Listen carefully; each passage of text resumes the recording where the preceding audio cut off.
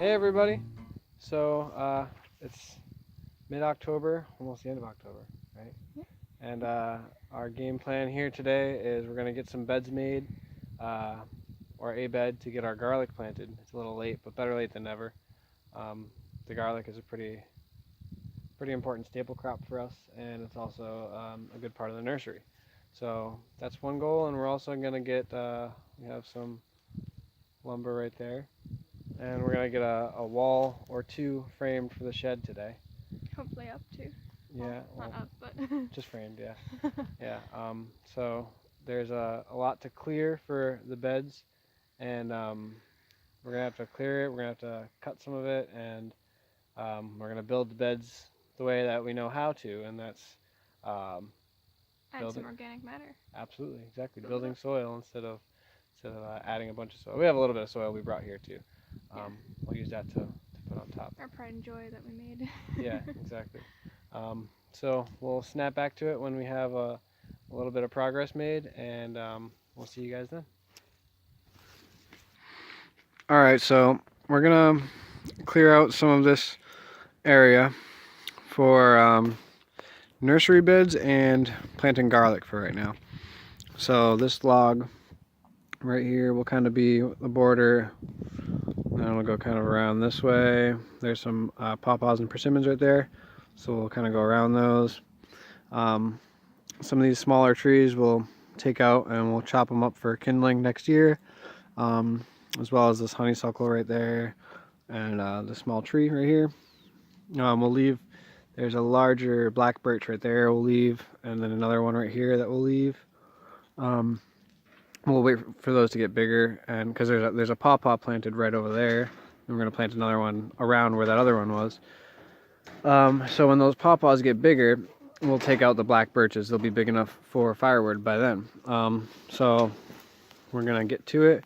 We've just been using hand shears. We used a scythe and machete and some hand shears to clear it out. Now we're just using hand shears to clip the brambles lower, take out all the waste because those thorns will never decompose.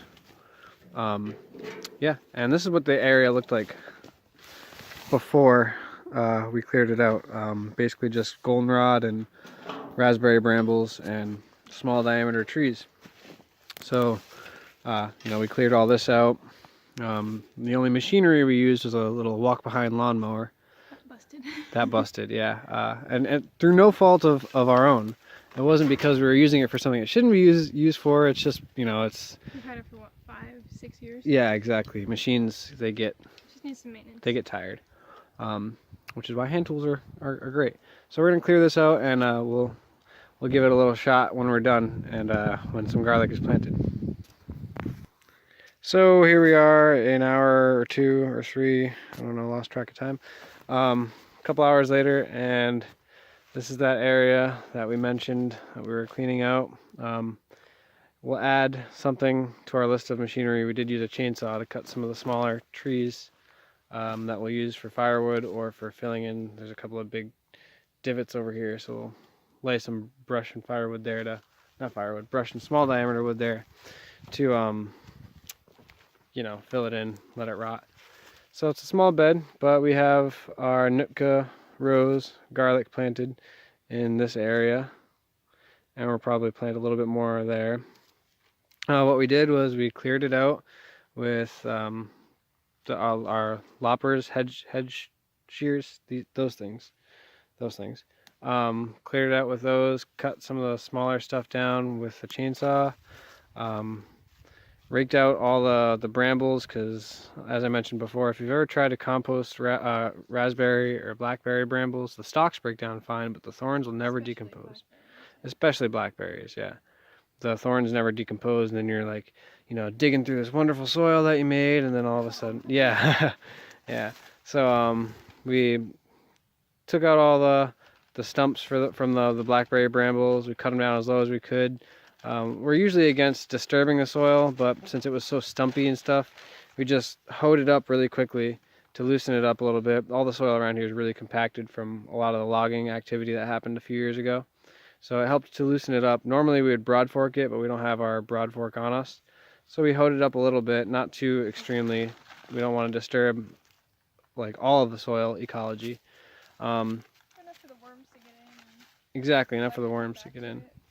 And then we have a bunch of bags of free leaves that we picked. Not that we don't have an endless supply here, you know. But when you see them free, why not grab them? Exactly. People are throwing them away, and it's a, you know, great resource. Whether you're using them for you know, the bags for insulating, or sometimes we use them. We put them around our duck coop. Anyway, what we did was we laid down some of those leaves after we hoed up the soil, and then we topped it off with some finished, well, mostly finished compost. There's still some pretty, you know, nice chunks of leaves here. Still like half broken down leaves, and there's plenty of pieces of bark. Yeah, exactly. Just a mat of leaves.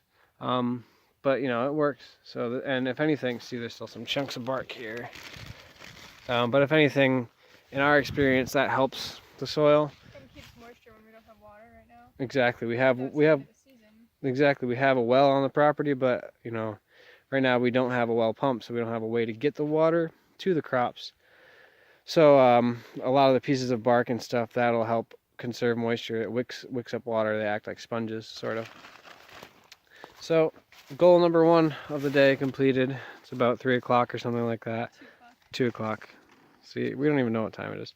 It's sometime, so, and we got to get back before sundown to put the ducks and the chickens away and make sure they're safe and all that, and to heat up the yurt that we live in, because it's going to get pretty cold in there. So we're going to get going on planting the rest of this garlic and hopefully get a wall framed. So we'll see you in a bit.